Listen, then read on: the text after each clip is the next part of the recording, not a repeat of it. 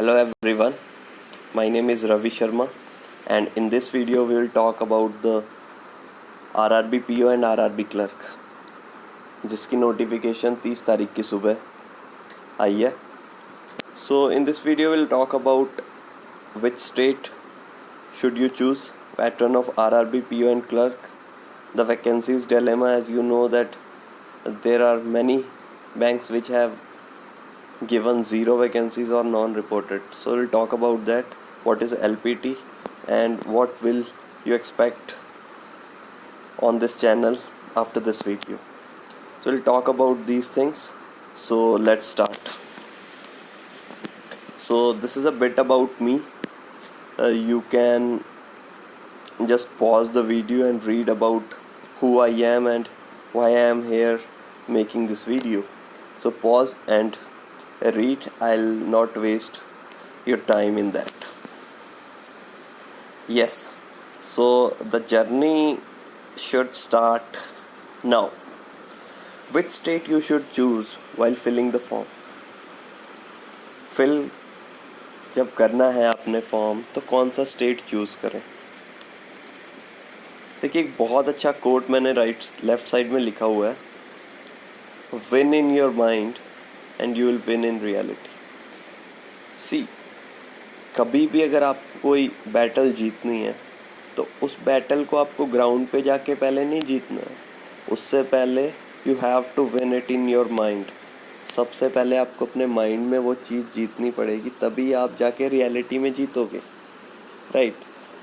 और जो right side में मैंने पिक्चर लगाई है वो एक दंगल मूवी का सीन है, जिसमें इस गीता फोगाट, जो कि छोटी गीता फोगाट है, इसको अपना विरोधी चुनना था. She has to choose her opponent. तो इसने जो कमज़ोर थे उनको नहीं चुना, और जो सबसे ख़तरनाक था या फिर पहलवान ज़्यादा था उसको चुना. She has chosen the more stronger person, the most strongest person among them. तो इसने ऐसा क्यों किया? अगर ये सबसे कमज़ोर चुनती तो ये अपनी एबिलिटीज़ पे थोड़ा डाउट कर रही है, इसलिए कमज़ोर चुन रही है, राइट. सो इसने बड़ा चुना. बड़ा क्यों चुना? क्योंकि इसको अपने एबिलिटीज़ पे पूरा भरोसा है. She beliefs in her abilities, in her superpowers. That's why she has chosen the strongest person as her opponent. So what is the significance of these two pictures here? So the significance is very simple, that you should not afraid of the cutoffs, no matter how high they go, no matter how many vacancies are in your state. In my opinion, you should go for your state only. You should fill the form from your state only. अगर आप अपने state से form fill करोगे तो आपकी life, जैसे कि आपको पता है कि आरआरबी पीओ और क्लर्क एक स्टेट लेवल जॉब है, तो आपकी जो ज़िंदगी है वो आपके स्टेट में निकलेगी, आपके घर के आसपास ही निकलेगी, राइट. और गलती से आप इस डर में अगर कोई और स्टेट भर दोगे, जैसे कहीं ज़्यादा वैकेंसी है मैं वहाँ चल जाऊँगा, और आपकी जॉब लग भी जाए, तो फिर ट्रांसफ़र तो नामुमकिन ही है इसमें. There is no possibility of transferring from one state to the another state in case of RRB PO and clerk. इसलिए हमेशा अपना स्टेट चुनो, डरो मत. Be fearless, be absolutely fearless while you prepare, ठीक है. No matter if there are just 2 vacancies, you still need one. Even if there are like 1000 vacancies, you still need one. आपको तो एक ही वैकेंसी चाहिए. आप उस वैकेंसी के लिए अपनी जी जान लगा दो, राइट. वो प्रिपेयर करो आप अच्छे से, और अपना ही स्टेट भरो. डरना बिल्कुल नहीं है, और अपने दिमाग से बिल्कुल डर निकाल देना, ठीक है. So be fearless and choose your own state. If you take my opinion is fill your own state. That's it. Next is vacancies dilemma, right? So as you can see, there are a lot of zeros and lot of NRs in the vacancies. I have taken this screenshot from the official notification, right? तो बहुत सारे zero हैं यहाँ पे, बहुत सारे NR हैं. NR means not reported, right? So basically zero and NR you can say that it is not reported, so they will report. So vacancies are not zero in case of NR, right? So those who have written zero, वो भी मेरे हिसाब से zero practically possible नहीं है, right? These are tentative vacancies. IBPS has to out this schedule. उनको ये schedule निकालना ही था, बिकॉज उन्होंने अपना जो कैलेंडर होता है पूरे साल के एग्ज़ाम्स का, वो उन्होंने पहले ही आउट कर दिया था, राइट?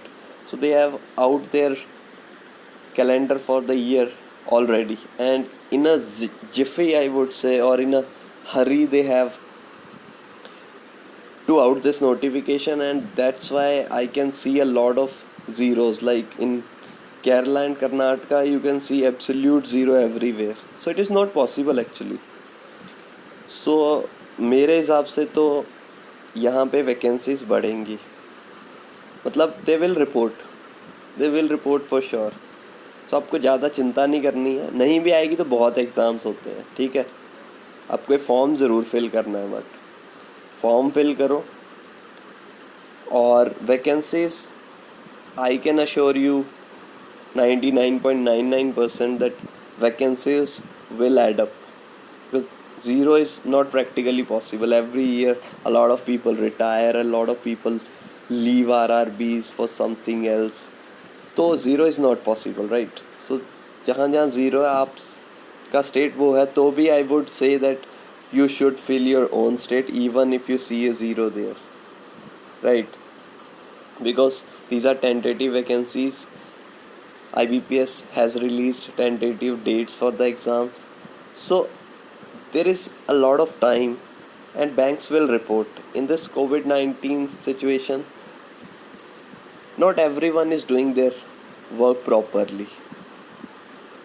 So किसी बैंक ने अभी नहीं दी है वैकेंसीज, राइट? वो दे नहीं पाया, एक्चुअली नहीं दी से अच्छा वर्ड है, दे नहीं पाया. they wanted to give, but they had not given because they had no actual numbers.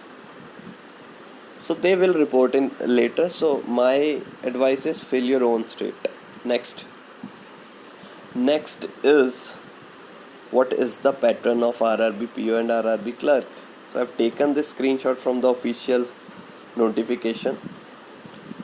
So clerk को बोलते हैं ऑफिस असिस्टेंट, राइट? तो क्लर्क और जो ऑफिसर है, जो PO है, इन दोनों का जो प्री का एग्ज़ाम है वो सिमिलर पैटर्न है, और ये स्लाइटली डिफ़र करता है जो हमारे SBI और IBPS के बाकी एग्ज़ाम्स होते हैं, जिसमें 3 सेक्शन होते हैं. The beauty of this exam is that अगर आप इंग्लिश आपको बिल्कुल ही नहीं आती है, राइट, फिर भी आप RRB में PO या फिर RRB में क्लर्क बन सकते हैं. कैसे, वो हम डिस्कस करते हैं. प्री में तो आपको पता है कि ना इंग्लिश है ना हिंदी है, right? There is no English और Hindi in pre. 40 questions in each of the sections and 40 marks in each of the sections, और 45 मिनट्स का कंपोजिट टाइम है, और आपको इन 45 मिनट्स को अपने स्ट्रॉन्ग और वीक सब्जेक्ट के हिसाब से एडजस्ट करके आपको ये पेपर सॉल्व करना है, राइट?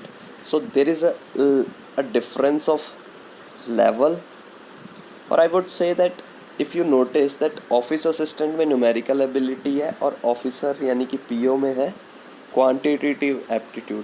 तो numerical ability और quantitative aptitude में difference ये है that numerical ability में आपका ये check करेंगे कि आप numbers के साथ कितने अच्छे हो, और quantitative aptitude में आपके concepts थोड़े deeper check होते हैं, right? तो ये difference है numerical aptitude, न्यूमेरिकल एबिलिटी और क्वांटिटेटिव एप्टीट्यूड में. Reasoning would be same, right? बाकी इसमें कैसे हमें सॉल्व करना है, क्या करना है, वो हम अगली वीडियो में डिस्कस करेंगे. जो मेंस एग्ज़ाम होता है इसमें आपके पास एक बहुत ही ब्यूटीफुल चॉइस होती है। वो चॉइस है कि आपको इंग्लिश और हिंदी में से सिर्फ एक ही सेक्शन सॉल्व करना है, राइट। आपको सिर्फ एक ही सेक्शन सॉल्व करना है और वही सेक्शन आपका काउंट होगा, राइट। तो ये 4A और 4B में से आपको एक ही चुनना है, और बाकी ये नंबर्स किस हिसाब से होते हैं वो आप यहाँ पे देख सकते हैं। उसको मैं वापस ऐसे एक एक चीज़ पढ़ के नहीं बताऊँगा आपको। और यहाँ पे भी वही है कि ऑफिस असिस्टेंट में न्यूमेरिकल एबिलिटी है और ऑफिसर स्केल 1 में क्वांटिटेटिव एप्टीट्यूड है, राइट। बाकी कंप्यूटर नॉलेज है जो कि IBPS RRB PO और RRB क्लर्क में पूछता है। तो ये कंप्यूटर नॉलेज कहाँ से करनी है, कैसे करनी है, ये हम अभी डिस्कस करेंगे। और जनरल अवेयरनेस, जो जनरल अवेयरनेस है वो आपको नहीं छोड़नी है, आपको डेली करनी है, अभी से करनी है। अभी से भी नहीं, बहुत पहले से स्टार्ट करनी है, मतलब अराउंड Feb-March से आपको स्टार्ट कर देनी है। वो पिछला भी अगर किसी का पेंडिंग है तो पहले वो कवर करो और साथ साथ वाला भी करते रहो। तो जीके की जो पूरी स्ट्रेटजी है वो हम आने वाली वीडियोस में डिस्कस करेंगे। तो नेक्स्ट चलते हैं। नेक्स्ट है कि what is language proficiency test. देखिए ये जो पेपर है वो है स्टेट लेवल जॉब, राइट। और स्टेट लेवल में भी आपको विलेजेस में, आपको ग्रामीण, मतलब आपको गांव में जाके आपको बिल्कुल रूरल एरियाज़ में आपको काम करना है, राइट। ये बैंक्स वहीं होते हैं कि जो रूरल पीपल हैं उनको फैसिलिटीज़, उनको फाइनेंशियल इंक्लूजन करा दें, उसके लिए होते हैं। तो वहाँ के लोगों से आपको बात करने के लिए उनकी लोकल लैंग्वेज आना बहुत ज़्यादा ज़रूरी है। तो उसके लिए 2 केसेस होते हैं। पहला केस तो है कि जो यहाँ पे लास्ट कॉलम में लिखी हुई है लोकल लैंग्वेज प्रोफिशिएंसी, जो आपको आनी चाहिए। अगर आप प्रदेश ग्रामीण विकास बैंक के लिए अप्लाई करते हैं तो आपको तेलुगु आनी ज़रूरी है। सिर्फ बोलनी नहीं, लिखनी और पढ़नी सब कुछ आनी चाहिए आपको Telugu. You should know about Telugu, you should know how to write Telugu and how to read Telugu. अगर आपको ये दोनों चीज़ आती हैं तो I would suggest that if you are from Andhra you should apply for Andhra, right. अगर आपको even if you have studied this in 10th 11th 12th in any of the classes after 9th, right, तो आपको इसका language proficiency test नहीं देना पड़ेगा, right. So language proficiency test is compulsory for those who have not studied this regional language in their school in 10th 11th और 12th, right। ये बात समझ आ गई। तो कई बार क्या होता है कि लोग ज़्यादा वैकेंसी देख के गुजरात वगैरह में भर देते हैं, बाद में पता चलता है उनको गुजराती नहीं आती और वो सीख भी नहीं पाए। तो सारा पेपर भी वो क्लियर कर लेते हैं, but because they do not know the language, their local language, they do not get selected. So सबसे बड़ा फ़ायदा यही है अपने स्टेट से भरने का कि आपको अपनी लैंग्वेज आती है, राइट। बाकी बहुत सारे स्टेट्स की तो हिंदी ही है, राजस्थान हरियाणा वगैरह की, तो उनको तो हिंदी उन्होंने पढ़ी ही होगी, राइट। सो आप अपने स्टेट से भरिए और लैंग्वेज प्रोफिशिएंसी टेस्ट, मतलब आप देख लीजिए, अपनी चेक कर लीजिए ऑफिशियल नोटिफिकेशन में कि आपने कौन सी लैंग्वेज है आपके स्टेट की जो आपको आनी चाहिए, राइट। सो ये हो गया language proficiency test and this is the end of the video. And before ending this video I would like to tell you कि नेक्स्ट वीडियो में क्या आने वाला है। सो नेक्स्ट वीडियो में जैसे कि इसकी नोटिफिकेशन आई है RRB PO और क्लर्क की, तो हम इसी से स्टार्ट करेंगे अपनी प्रेपरेशन जर्नी। और सबसे अगले वीडियो में मैं डिस्कस करूँगा कि ये पेपर हमसे क्या डिमांड करता है, RRB PO और क्लर्क। और अपनी जो, और सबको पता है कि main cheese, one of the main aspects of this exam is speed. तो कैसे हम अपनी स्पीड इंक्रीज़ कर सकते हैं, और थोड़ा सा हम प्रीवियस ईयर कट ऑफ्स के बारे में भी डिस्कस करेंगे, राइट। सो यही है। बाकी this is the officially the first और second video on this channel. और अगर आपको लगता है कि आपको मेरे से जुड़ा रहना चाहिए और ये चैनल आपको हेल्प कर सकता है तो do like this video and subscribe this channel.